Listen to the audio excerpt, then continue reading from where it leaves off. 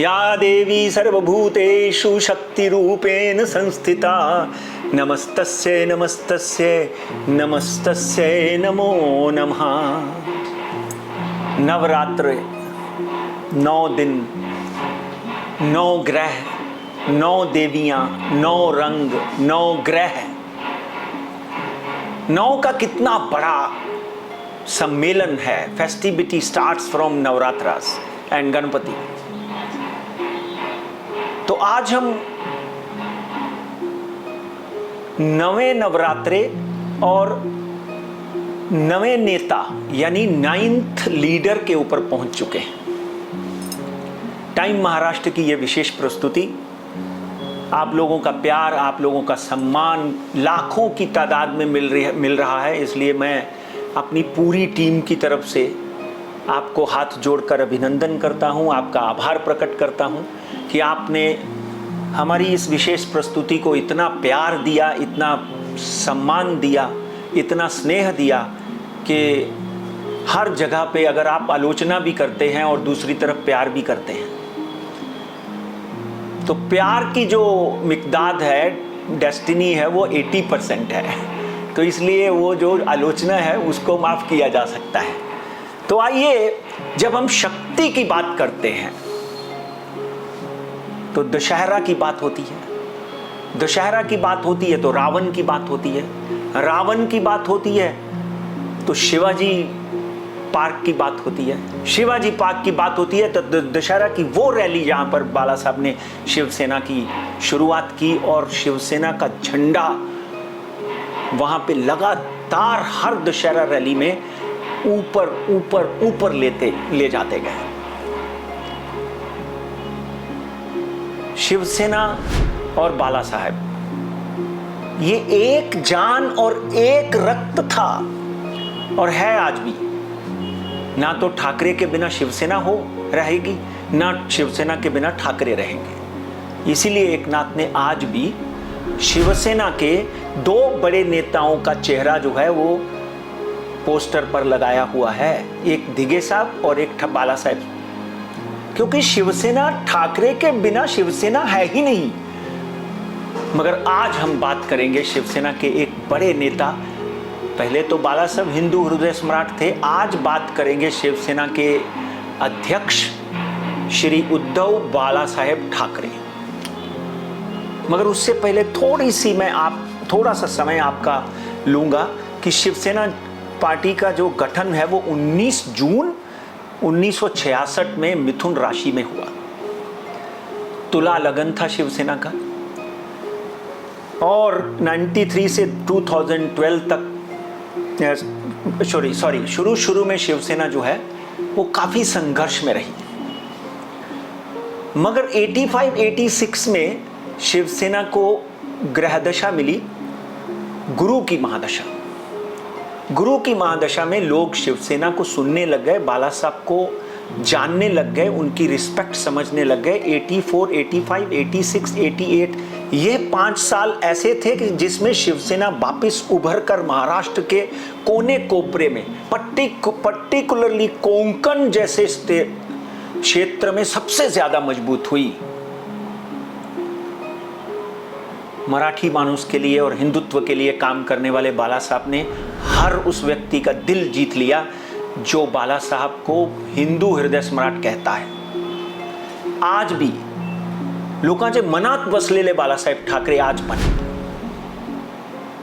और 93 से लेके 2012 तक शनि की महादशा शिवसेना पे लगी हुई थी। ध्यान रखें, बात हमने उद्धव साहब की करनी है। तो 92 में विस्फोट हुआ, 96 में शिवसेना जो है सत्ता में आ जाती है। बॉम्ब विस्फोट, बॉम्बे में बॉम्ब विस्फोट हुआ, अगर आपको याद हो। बाला साहब की आत्मा की शांति के लिए मैं बॉम्बे गलती हो गई मुंबई बोलूंगा।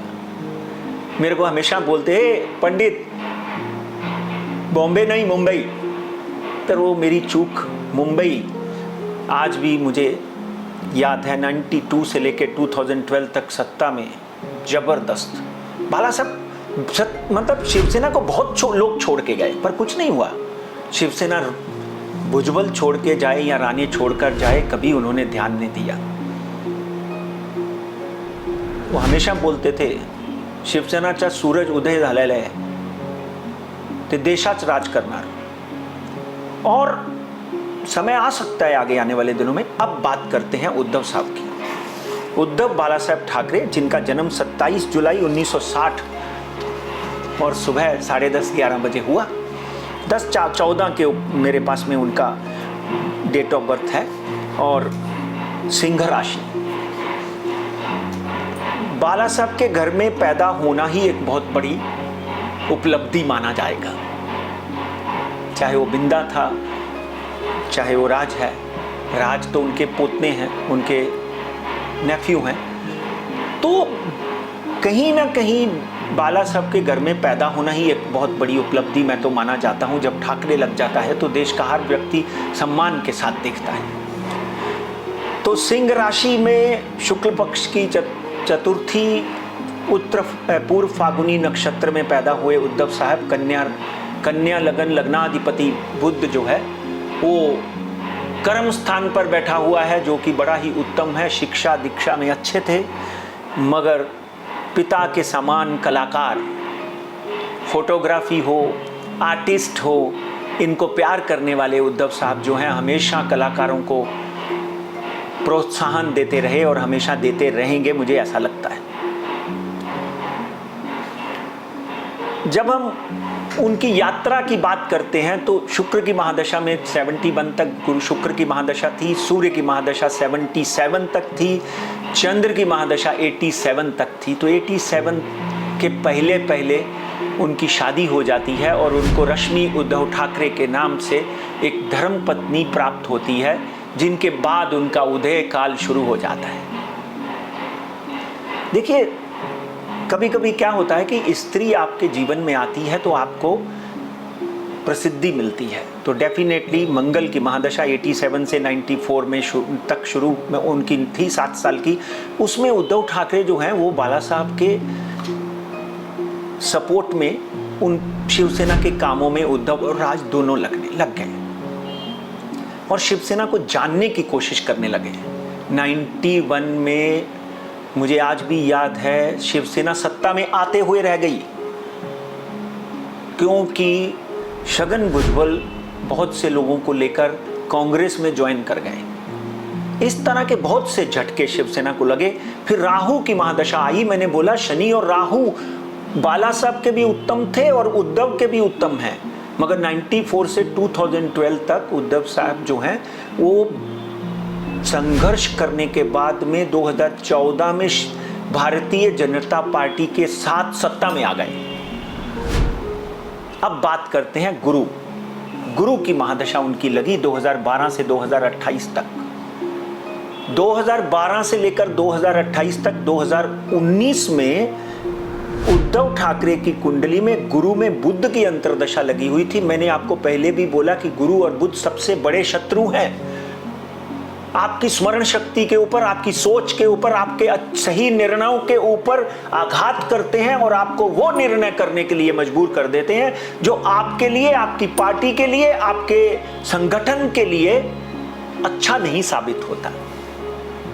तो वो निर्णय क्या हुआ आपने देखा। महाविकास अघाड़ी में उद्धव ठाकरे मुख्यमंत्री पद पर बैठ गए। वो अच्छा था या बुरा आज नहीं पता चला, वो पता उस दिन चला जब एकनाथ शिंदे जैसा व्यक्ति शिवसेना को उड़ा लेके जाने की कोशिश कर रहा था और कर गया। एक जमाने में जब नारायण राणे कुछ लोगों को 10 लोगों को लेकर गए तो तभी मैंने बाला साहब से विचार किया कि क्या लगता है आपको। वो बोले किरकुल लोग का है, शिवसेना को कुछ फर्क पड़ने वाला नहीं है, शेर अभी जिंदा है, ऐसा बोले। बल्कि फर्क तो पड़ता है, आदमी आगे जाता हुआ पीछे भाग चला आता है। इसी तरह यहां पर एकनाथ शिंदे ने 2022 में जो चाल चली, शिवसेना से अलग हो गए और शिवसेना के 70 से 75% लोग जो हैं एकनाथ शिंदे के साथ चले गए। अब उद्धव ठाकरे की गुरु की महादशा 2028 तक लगी हुई है और उनके पुत्र की भी गुरु की महादशा 2035 तक लगी हुई है। अब सबसे बड़ा सवाल ये है टाइम महाराष्ट्र के माध्यम से कि क्या उद्धव ठाकरे के साथ वापस एकनाथ शिंदे आ सकते हैं। ये बहुत बड़ा सवाल है। अरे भाई साहब, जब राजनीति का स्तर इतना गिर चुका है, कलयुग में राजनीति में मायावती और मुलायम सिंह सरकार बना सकते हैं, लालू प्रसाद एंड नीतीश कुमार सरकार बना सकते हैं, ये तो एक ही थाली में खाने वाले हिंदुत्व के लोग हैं, क्यों नहीं एक दूसरे को सपोर्ट कर सकते हैं आगे आने वाले दिनों में। मगर 2028 तक इसकी कोई आशा नहीं है। 2028 के बाद पॉसिबल है। क्या शिवसेना का वापिस उदय काल होगा? क्या जो लोग छोड़ के गए हैं उनमें से कुछ लोग शिवसेना में वापस प्रवेश करेंगे? ये बहुत बड़े 2-3 सवाल, उनका उत्तर देना चाहता हूं। उद्धव और आदित्य की कुंडली का जब हम अध्ययन करते हैं तो 28/6/2023 के बाद 28/6/2023 के बाद गुरु में केतु खत्म हुआ, गुरु में शुक्र खत्म हुआ, यानी ग्रहण दोष खत्म हुआ, और इस महीने की 30 तारीख तो गुरु राहु का चांडाल योग खत्म हो जाएगा। 4 नवंबर को शनि मार्गी हो जाएगा। तो इन ग्रहों की परिस्थितियों को देखकर डेफिनेटली बीच में इमका टिमका कुछ लोग वापिस उद्धव ठाकरे शिवसेना में जा रहे हैं। डेफिनेटली अगले 6 महीनों में नेताओं में भी कुछ लोग उद्धव ठाकरे को वापस ज्वाइन कर सकते हैं। देखिए, जो बाला साहब की बात थी वो अलग थी, उद्धव ठाकरे साहब की जो बात है वो अलग है, आदित्य ठाकरे की बात है वो अलग है। मगर डेफिनेटली आगे आने वाले दिनों में शिवसेना, उद्धव ठाकरे, मैं जानबूझकर बोल रहा हूं ताकि आपकी समझ में आना चाहिए, उद्धव ठाकरे बाला शिवसेना जो है वो वापस मजबूत होगी। और ये बात में कोई दो राय नहीं, आगे आने वाले इलेक्शन में उद्धव ठाकरे शिवसेना वापस सत्ता में आकर बैठ सकती है। ये बहुत बड़ी भविष्यवाणी सुन लो। वो चाहे फिर कांग्रेस, ठीक है, वो नेगेटिव पॉजिटिव मिलाने नहीं चाहिए थे, अब तो मिल गए, क्या करोगे। महाविकास आघाड़ी, शरद पवार, सोनिया गांधी, कभी बाला साहब की फोटो हमने कभी सोनिया गांधी के साथ देखी ही नहीं अपने जमाने में, तो जब देखते हैं तो आश्चर्य तो होता है, पर क्या करें, कलयुग है। तो डेफिनेटली कहीं ना कहीं महाविकास आघाड़ी हो या कोई भी आघाड़ी बने, अभी भी तो एक आघाड़ी बनी है ना, NCP, BJP and Shivsena, Eknath Shinde, अभी भी एक आघाड़ी बनी है।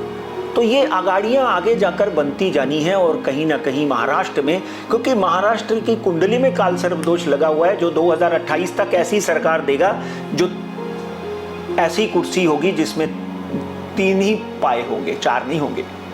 तो 2028 के बाद कहीं ना कहीं महाराष्ट्र में एक सुदृढ़ सरकार बनेगी। अब सवाल बहुत बड़ा खड़ा होता है कि उद्धव साहब को अपनी हेल्थ का बहुत ध्यान रखना पड़ेगा, क्योंकि 26, 27, 28 पर्टिकुलरली अक्टूबर 2025 के बाद उनको अपनी सेहत का विशेष ध्यान रखना पड़ेगा, क्योंकि उनके हेल्थ हाउस में केतु की जो प्लेसमेंट है वो बहुत अच्छी नहीं है। 26-27 में तो विशेष ध्यान रखना पड़ेगा। हो सकता है छोटी मोटी सर्जरी भी उनको करवानी पड़े, मगर मैं उनकी दीर्घायु के लिए प्रार्थना करता हूं, और यह प्रार्थना करता हूं कि जैसे बाला साहब ने शिवसेना को शिखर तक पहुंचाया, उसी तरह उद्धव ठाकरे एंड आदित्य ठाकरे भी शिवसेना को उस उरूज तक लेकर जाएं जो बाला साहब की आत्मा को शांति मिले। मगर एक बात फिर मैं यहाँ पर कहने से गुरेज नहीं करूँगा कि कहीं ना कहीं आगे आने वाले दिनों में वो 2026-28 के, पर्टिकुलरली इनकी कुंडली देखने के बाद तो 2028 के बाद दिख रहा है कि राज ठाकरे के साथ मिलकर ये सरकार जरूर बनाएंगे। आदित्य और अमित राज ठाकरे जो है एक ना एक दिन इस महाराष्ट्र में सत्ता पर काबिज होंगे और हर मराठी मानुस के अधिकार का ध्यान रखेंगे। और बली राजा जो है वो सुखी होगा। महाराष्ट्र की उत्पत्ति के लिए, प्रसिद्धि के लिए, खुशहाली के लिए, पूरे देश की खुशहाली के लिए नव दुर्गा को मैं प्रार्थना करता हूं और मुंबा देवी को प्रार्थना करता हूं, जिन्होंने बाला साहब को आशीर्वाद देकर इतना बड़ा बना दिया। मुंबा देवी को प्रणाम करता हूं कि उद्धव साहब को भी, आदित्य को भी और राज साहब को भी आशीर्वाद दें, ताकि इनके जीवन में उदय काल आए। बाकी हानि और लाभ ऊपर वाले के हाथ में है। मैं सबके लिए सुंदर प्रार्थना करता हूँ। शुभम भवतु कल्याणम आरोग्यम सुख संपदा।